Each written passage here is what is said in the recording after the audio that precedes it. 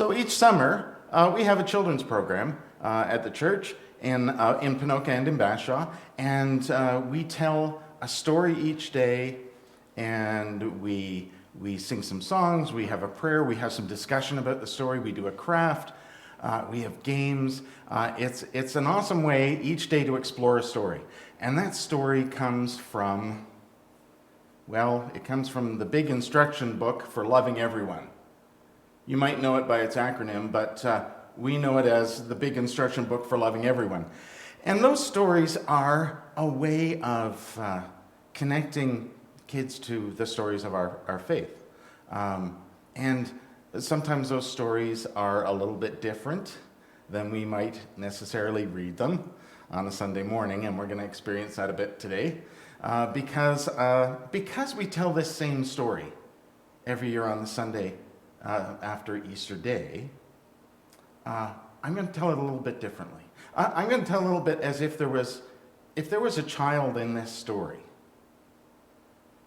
There ought to, in fact, by the way, be a child in most of the stories we tell, because if we could see it from that, well, you'll see. The thing is, on Easter Day, on that first day of the week, nobody believed that Jesus was alive. The women who came to the tomb, the disciples, they all needed to see, not just Thomas, everybody needed to see it, to believe it. But somebody didn't. So, reading from the big instruction book for loving everyone. Before the women, before the disciples, little Thomas would have been at the tomb first on Easter morning.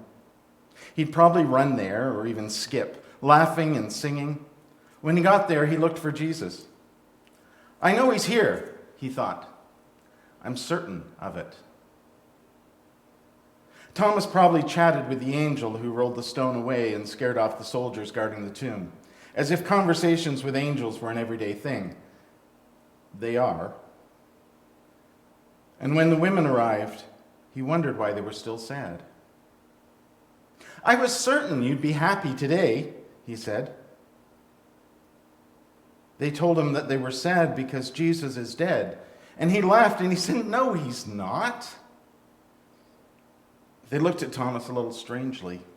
Okay, well, he's a kid after all. They probably just scolded him for being silly. But he said he'd be alive. I'm certain of it, Thomas said. They began to scold him again, but then they noticed the stone was rolled away. And they saw the angel. And the angel told them, he's not here. He's alive. Just as he said. The angel told them to go and tell the disciples, and they headed off happy and a little scared because, wow, an angel had told them, and that doesn't happen every day. Maybe not to adults, thought Thomas, who was just a little irritated for a moment. You didn't believe me, but you believed an angel, he thought. Oh well, I guess you didn't believe Jesus either. He said he'd be back. Then the women saw Jesus, and they ran and fell down at his feet, and were so glad to see him they cried and laughed and didn't know what to say. And Thomas said, oh, there you are, Jesus. I knew you'd be here somewhere. And he gave Jesus a big hug. Jesus smiled at Thomas, and then he said to the women, don't be afraid. Go and tell my friends I'll see them in Galilee. When the women left, Thomas flopped down next to Jesus and said, I'm glad you're back, Jesus. I mean, I knew you would be because you said so. But that business last week, that was nasty. I could tell they were hurting you. Are you okay? Why'd you have to do that? Well, said Jesus, it's like this. I just want people to come back to God, to be close to God. People are going to think about my death a lot, and they're going to think different things about it, and they're going to come up with reasons for it, and that's okay, mostly. But I'd just like them to remember my life. See, when folks get older, they start to have trouble believing things. The more life they live, the more they start to think things are complicated, and they need proof before they'll do something. They need to see something to believe it. Oh, Thomas said, you mean like that time you got kind of annoyed at those people who kept asking you to do more miracles instead of just hearing what you were saying and believing you? Well, yes, kind of, said Jesus. I was hoping that if I showed people how to love and care for each other, they'd see that, and they'd want to live that way too. And then they'd really be able to see all the good that's already in each of us. They'd see that God really is here. We just don't always make the right choices or see God and share God with each other. But I believed you, Jesus, Thomas said. And I know lots of kids who did, and there were some adults too. Some people find it easier to believe than others, said Jesus. I don't know why. They just seem more open, like a kid. And he smiled and hugged Thomas. Like I always tell people, you need to come at it like a kid. It's simple. But why did you need to be hurt? Asked Thomas. Why did you need to die and then be alive again? Well, like I said, it's complicated, Jesus sighed. But here's the thing. Because I'm alive again, just for a short time, I get to say, I told you so. What?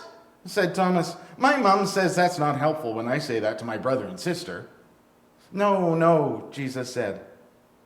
I mean, really, truly, what I said can be believed because God helped me do this giving up of my life and coming back to be alive again, just like I said I would. Now I'm going to visit people in the next little while and remind them of all the things I taught, all the things I showed people, all the love that we can all share. I'm going to remind them that we can all live together, really live, just as God intended. And they're going to have to tell people, too, because I won't be here long. I have to go home to be with God. But, began Thomas. It's okay, Thomas, said Jesus. We only get to be here for as long as we need to be. And I've done what I need to. We're all different. And you have lots to do yet, believe me. I hope so, Jesus, said Thomas. I know so, said Jesus, and he smiled. Now others might, because, and Thomas jumped right in, you're alive. And they smiled at each other.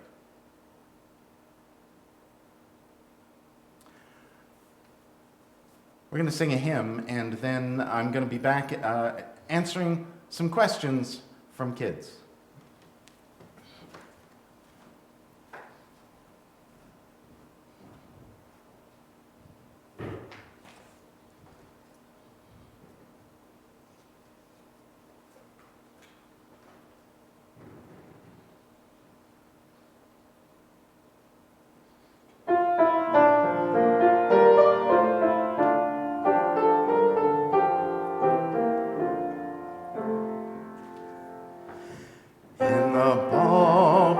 A flower, in the seed an apple tree, in cocoons a hidden promise, butterflies will soon be free. In the cold and snow of winter, there's a spring that waits to be unrevealed until its season, something God alone can see. There's a song in every silence, seeking word and melody. There's a dawn in every darkness, bringing hope to you and me. From the past will come the future, what it holds a mystery, unrevealed until its season, something God alone can see. In our is our beginning. In our time, infinity. In our doubt, there is believing. In our life, eternity. From our death, a resurrection. At the last, a victory. Unrevealed until its season. Something God alone can see.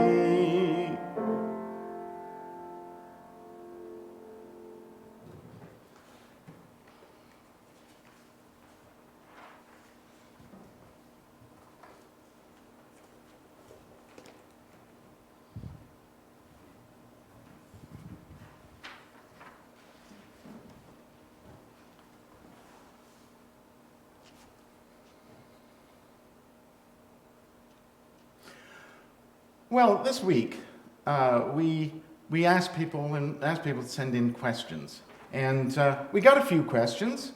I have to say, I was kind of hoping we'd have a lot of questions. In fact, we'd have so many questions. Apparently, I can't hold on to the questions, but we'd have so many questions that we'd have to do another week. So I'm kind of hoping that today's questions will inspire you to have more, because questions are important. You might not have thought of them right away. You might be inspired to think of them when other things happen. Don't ever be afraid to ask a question. Last week on Friday, I mentioned that every year in that week, I always get a couple of people who ask, why is it called Good Friday? And that's usually because a child asks them, why is it called Good Friday? Because it doesn't seem like the story is very good.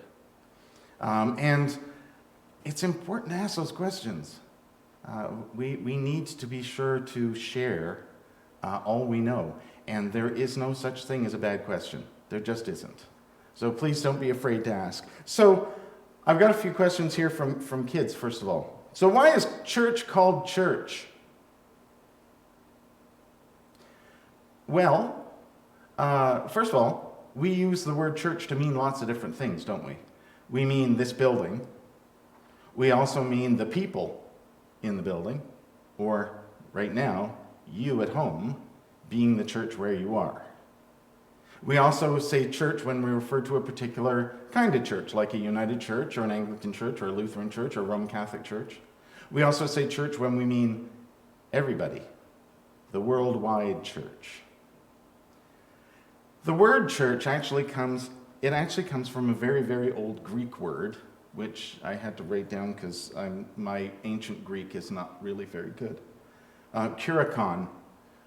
And that's actually from two words put together that in ancient Greek meant the Lord's house. So God's house. You might have heard us actually call it God's house at various times, because we sometimes do. We refer to it as God's house.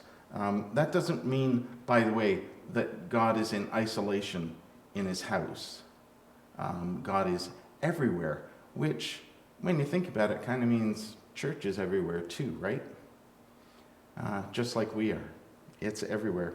There's another fancy word that we sometimes use, which is ecclesia, which again, that's another ancient word, and it means assembly. And we sometimes use words like, big fancy words like ecclesiastical, and it's the assembly. But church is the one that we know best, and that's why we call this church. So here's a really interesting question. Who are God's parents? Well, the short answer to that is God doesn't have parents like you and I. The long answer to that is God does have parents, it's you and I. But the short answer is because God's different, right? When we say we're created in the image of God, we mean God's love.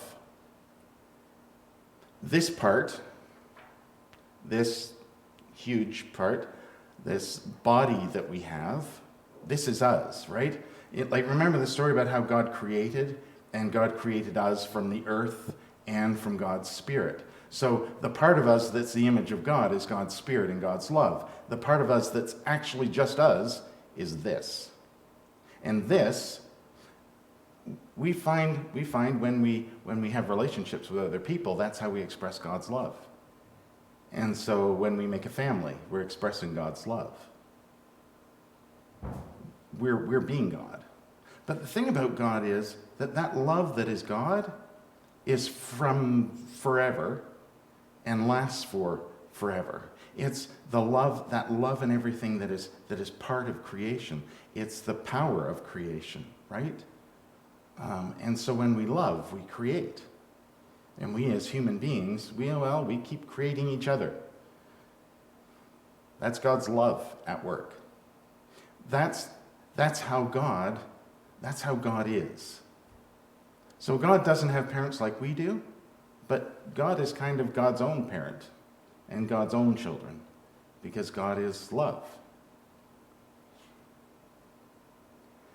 So here's one. A girl in my class said that God will save us all from the coronavirus. Is that true? And how come he didn't save the people who already died? Well, is that true? Yes. Yes, it is. Because God is alive in you and me, and God is alive in healthcare workers and doctors, and God is alive in ambulance drivers and police and firefighters, and God is alive in those people who are doing all those important things that we still need, like working in grocery stores and driving trucks and maintaining, taking care of us. God is alive in those people. So yes, God is going to save us. That's how God's going to save us, through each of us. Why didn't God save people who've already died? Well, because this is the world, and God doesn't work that way in the world. God works through us, and sometimes we can do things, and sometimes we can't. Just like Jesus said, we're here for what we need to be here for. And we are here to take care of each other, and we do the best we can. And sometimes that's not enough. But God is there. God is there in our loving each other and caring for each other, even in the moments when we can't save people. God is still there.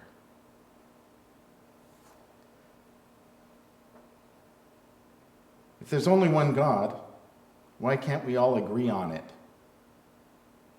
Well, I think, and this is the thing about answering questions. I'm answering the question, so I'm going to tell you what I think. I think there's one God. I think there's one God because God is love and creation and wonder and all of the things that make this world such an amazing place. I think there is one God. But I think we all come to God different ways, because we're all different and unique. We're all just who we are, and so we come to God the way we come to God. And because we're all different, that's going to be different ways.